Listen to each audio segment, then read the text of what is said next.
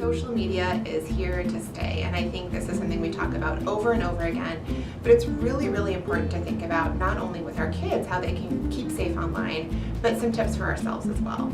So tip number one would be to make sure that you know the privacy settings for all of your accounts, every platform that you use, and every account that your child has. These can change over time and you may not be alerted if there's a change, so keep on top of it, make sure you check in periodically and know what information of yours can be shared. Number two is to talk with your kids and realize yourself that anything you post online lives there forever. Even if you delete it, even if you think it's gone, it can be screenshotted, it can be downloaded, it can be shared. So just talk with your kids about the fact that even if they think something is short-lived, just assume it's going to be online forevermore.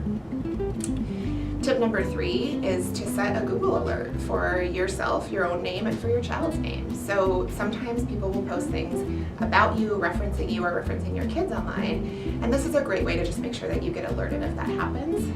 For people who have super common names like John Smith, that might pose a little bit more of a challenge, but for most people you can set this alert and just get notified if anything pops up with your name on it. Tip number four is to think about the personal details that you put online. So in addition to your first and last name, you don't want to ever put things like middle names, addresses, full birth dates. These are things that identity thefts and other predators really can use.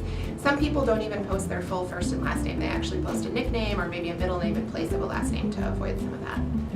And then tip number five is to make sure that you and your kids are really being good digital citizens, that you're engaging in behavior online that's appropriate, that's not bullying. Don't say things to people online that you wouldn't say in person, and show a good example for your kids of how to really be a responsible user.